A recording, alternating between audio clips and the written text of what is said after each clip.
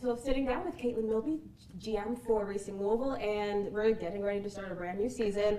So after last year's historic season, the question is, how are you able to turn things around so much in your first year as official GM? Yeah.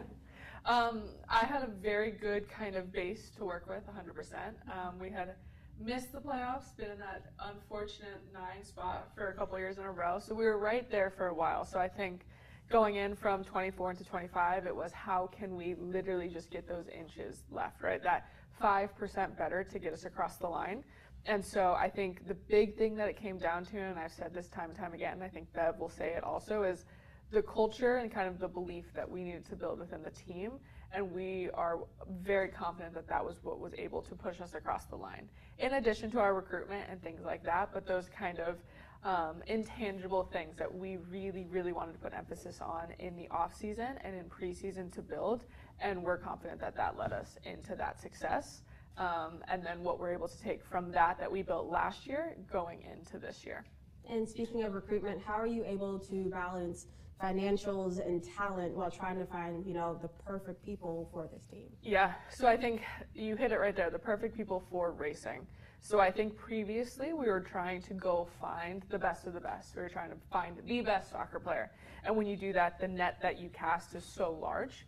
Whereas in the offseason last year was, let's really narrow it down. Let's hone in on the net that we're casting to say, who is going to fit Racing Louisville? Rather than just the best player, we need the best player for us. And then again, going into this year, now we have a few pieces we were able to plan, right? That was something going into 25. There was not much of a runway, so it's really catching up, doing some cleanup, doing some things like that to make sure, okay, what does it look like? And then now into 2026 and beyond, I'm able to plan a little bit more, right? I can look at my sheet, I can say, where are the pieces, where are the holes, where do we need to get better, where are we needing some more? That allows us then to go out and recruit in a much better way, which also helps being efficient in financials of saying, okay, we need to spend X number of dollars on this position, where can we go find that? Or how do we kind of split it up that way? And I think we did a very good job of the last 2 years of utilizing the college game.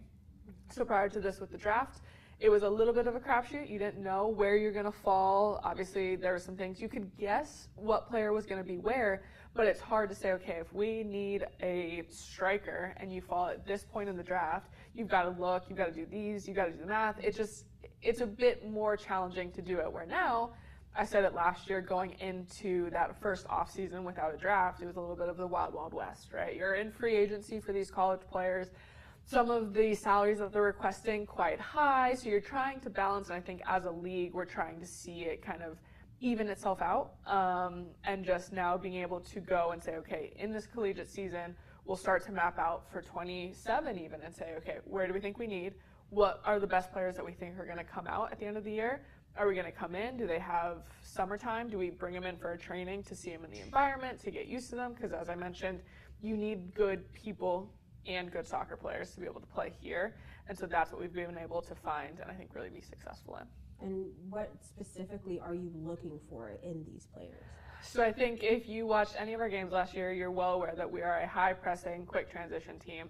And with that comes a heck of a lot of running. So we need someone who's going to be bought into the amount of work that needs to be done off the ball.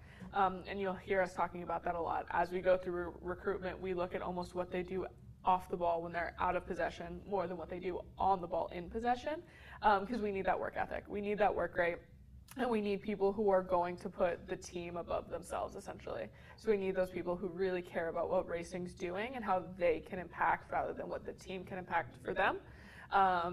Egos have to be left at the door. When we talk to these players, when we get on the phone or the Zoom or whatever we do with them, you can tell pretty quickly if they're checked out, are they asking questions, have they done any homework? It's pretty easy. It's just like an interview to say, okay, this person really truly does fit what we're going for, or hey, they don't. And Bev and I will both say that we've passed on some players that could have come here that we just didn't think fit.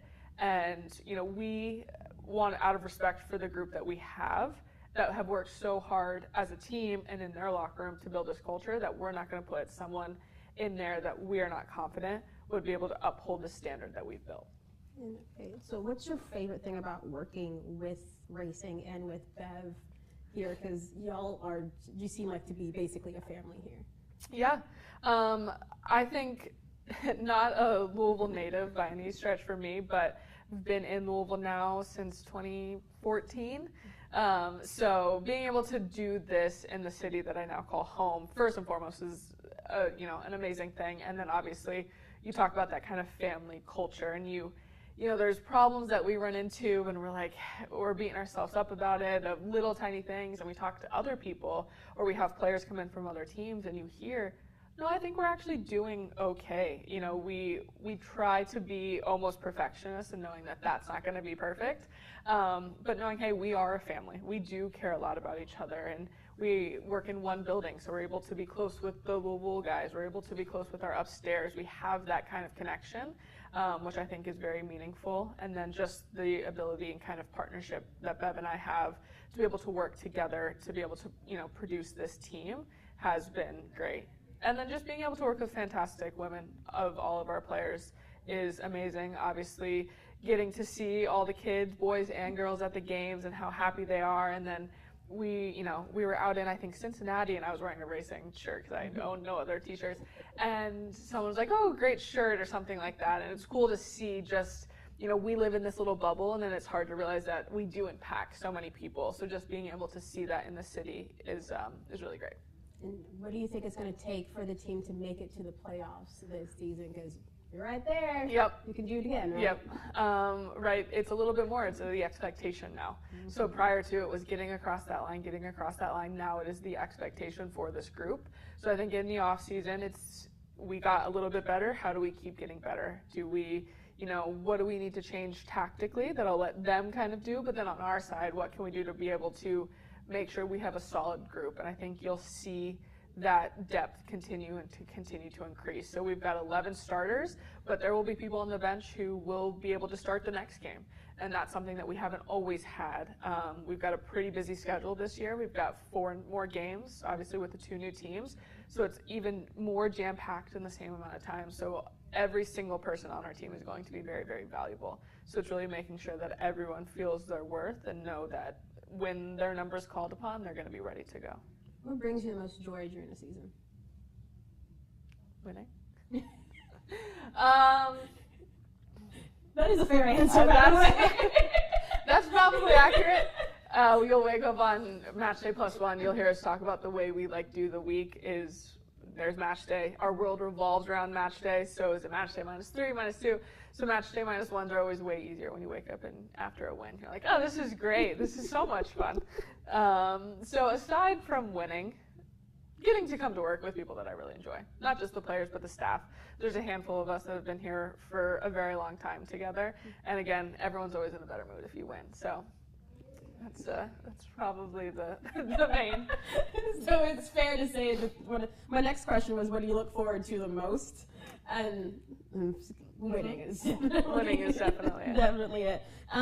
What do you think your success over the past year would mean to other people who are looking up to you, seeing how you've progressed from a player to now? Yeah.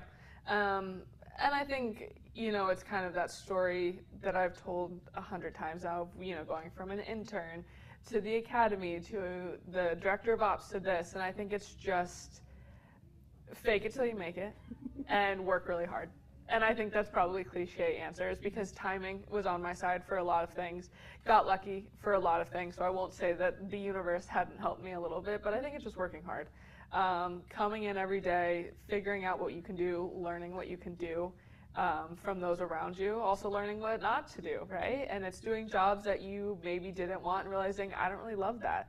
So sometimes the path isn't always that straight line. You've kind of got to do it and take a little bit of a chance on yourself to say, okay, I'll figure my way out if I do this, if I just outwork a couple people around me and do it well. So I think it's just that. It's being able to find yourself, and hey, if an opportunity lands and maybe you're not ready for it, the timing could be telling you, right? So last year it was November, I think, at the time, and it was not on the thought that that was going to happen, and a lot of moments thinking, oh my goodness, can I do this? And then you get into it and you've just got to go with it because you never know when an opportunity like that can come along. And so it's just being confident in yourself that you can take it on. And message to the fans who have been loyal since the beginning, and also message to people who haven't shown up to a game yet. Sure. It's crazy the amount of times I'll go out, I'll be getting my hair done, I'll be at the store, people ask me what I do, and they're like, what? And it's like, that's what I try to change of like, hey, this is that thing you see on the side of the highway where they're going to play football this year, that place? Yes, we also play soccer there with fantastic people. And you see the crowds at U of L women's basketball, volleyball get, and it's like, hey, how do we get some of those people into our stands to watch these amazing professional women's soccer players? So one, come out to our game, but to the fans that have been around, we appreciate everything from all of the hardships that we've gone through, seeing success, wins, losses, and then now being able to give back to them, hopefully to have an even more exciting product that they can come see at Lynn, is definitely something, and just appreciating them, because we can 100%, I'll sit in the crowd and say, hey, like, you can know when the crowd is into it. Sometimes we had terrible luck last year with weather in the beginning, right? We had thunderstorms, rain, this, that, dates change, whatever it was, and you could know immediately, like, oh, this is going to be a great crowd. So even if it's not some of these crowds that we see other places, when we go, it's for what we have here, you know that they're into every single call, every single game. They're on their feet at the right times, they're cheering at the right times, and they're like fully bought into the game. And it is very, very much like, as a player, as a front office, you can feel that, and it makes a massive difference. Thank you for talking to me. Yeah.